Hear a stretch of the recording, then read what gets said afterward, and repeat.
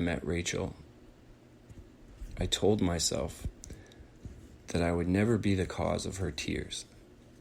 And after a 12-year-long relationship, let me tell you, it's nearly impossible to not have go without arguments that cause her to get upset. So,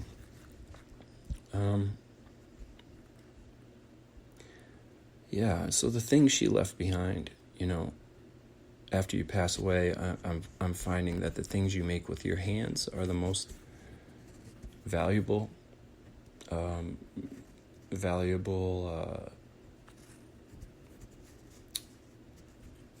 things now.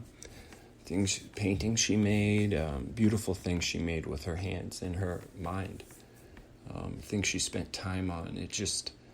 They carry so much of a person's soul.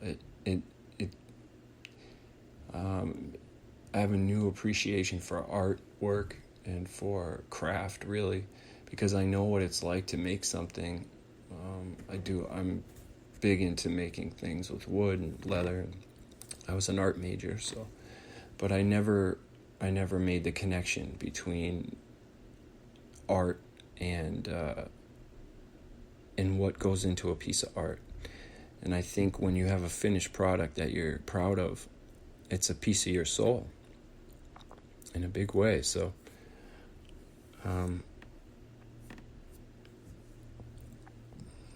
those are the things I cherish, the things that she made. And now I share the things I make. I give them away to the people I care about, because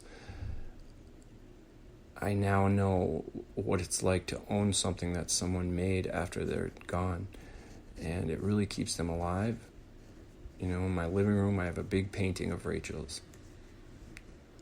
And she put a lot of time into that painting. She touched that piece of canvas with her brush for hours and hours and hours. She looked at it. She pondered over it.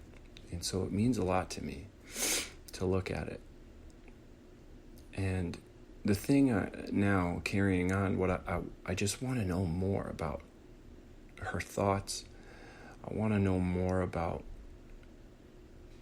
just learn more about her as much as I can, because I'm just so awed by her. I do think that there is such a thing as a perfect life, a life lived perfectly. Perfect meaning without flaw. But the human condition is by nature flawed, so it can't exist a perfect existence. And Rachel's disposition, I think, was perfect. She gave everything she had to everything she did every day. She put it all out on the line. She really lived like there was no tomorrow. And that's something that we bonded. That was a big part of our connection, because both of us lived like there was no tomorrow. I don't know if it was because we didn't have a wonderful future ahead of us ever planned. We both got caught into the student loan whole thing with our generation. Or if we really just... I know Rachel really lived in the moment,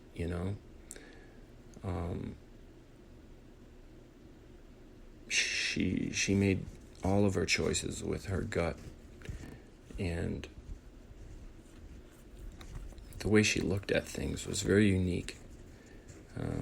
The colors she saw in the world, which is very unique. Her ability to recognize someone's soul was just, she had an acute sense of someone's intentions in the world. She was very in tune with that. And it's funny because I do think God is intention. I think God, before this universe was created, I think there was an intention for human beings on earth, and that's the essence of what God is, and the reason why. And people ask about the meaning of life. It's you're asking about the intention. What was the intent when this place was created, when we were created? What was the intent? And I got to see that intent firsthand, watching what Rachel went through. I got to feel that intention, and it felt ancient, profound, and it felt more important than anything I had ever gone through or seen. So,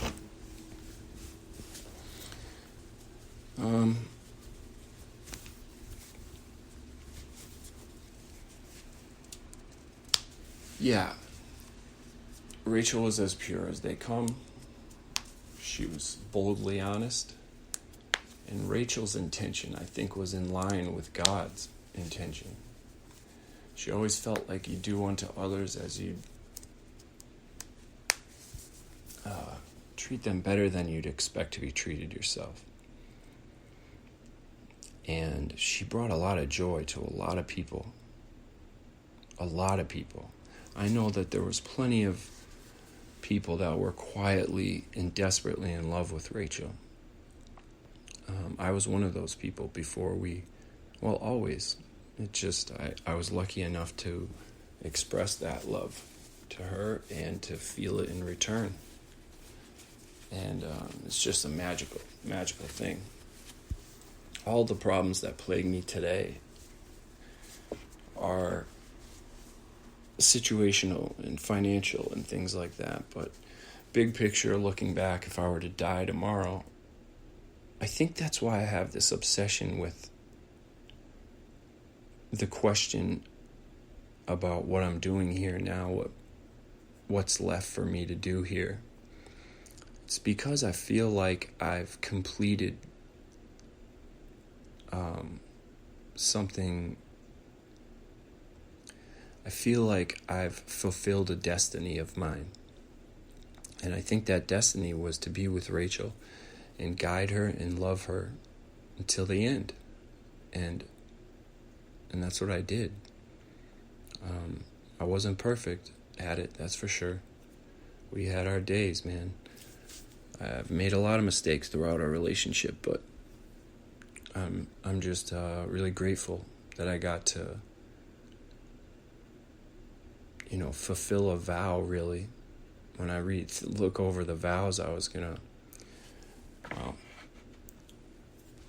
say out loud to her during our wedding, which I ended up saying to her while she was in bed, really. I completed those vows. I still feel married to Rachel. I think I always will. And it's a strange thing trying to move forward at my age and hanging out with someone new or thinking about being with somebody new. It causes a lot of strife for me because I feel robbed.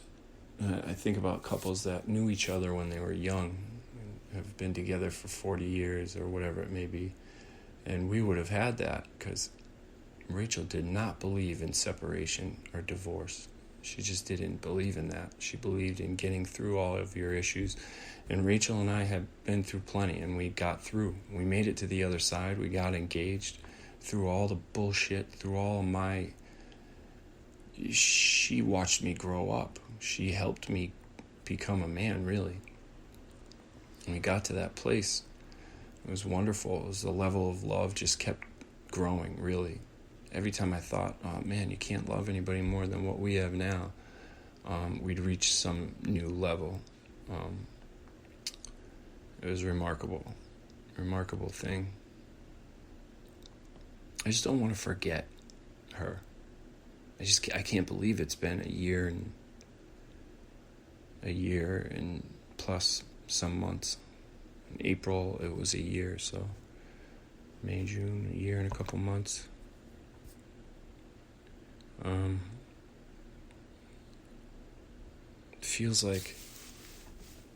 sometimes it feels like it just happened yesterday, and sometimes it feels like it was a lifetime ago. But I want to remember her. I want to remember more.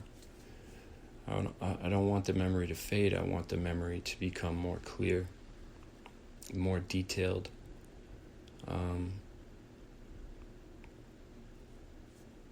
Yeah. And I try to think what's important to share. What are the moments? And I have shared them, some of the most profound moments with Rachel. I have shared them, but some of the most beautiful and terrifying moments were with Rachel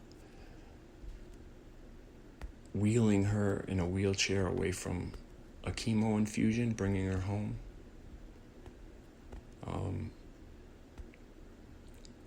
Not so much things she said to me, but looks.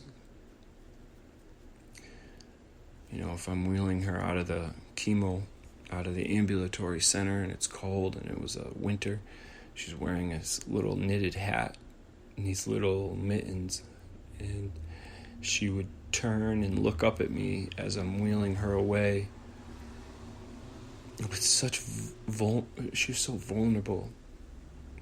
It's a rare thing to see from Rachel. She did not expose herself like that very often.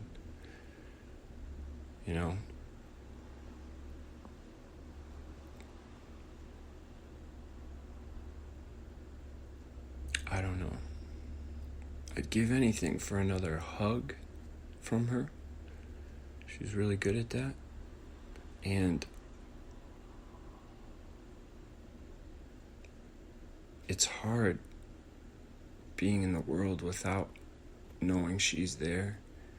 There's a lot of security that came from knowing Rachel was at home waiting for me. Or you could have a terrible day with people can really be awful to you throughout the day, or make you feel insignificant, make you feel dumb, make you feel weak.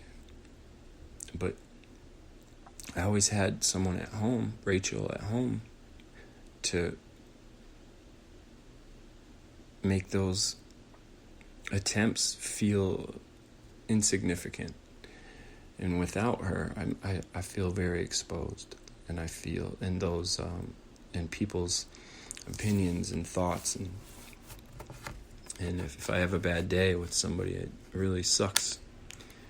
I don't know,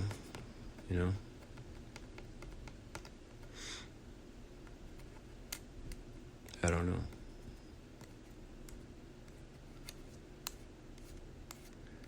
I've had these dreams with Rachel that are pretty vivid. I would love to have her come visit me in a more realistic way. I guess that's as realistic as it gets. But I don't know. That's it for today. Just another babbling rant. So if you're going through this, or you know somebody who's going through this, cancer, love, loss, and they're looking for someone to talk to, just have them reach out to me. You can find me on Facebook, Jed LaMagdalene, or JTLAMAGS2386 @gmail.com. I'd love to hear from you. All right. Until next time.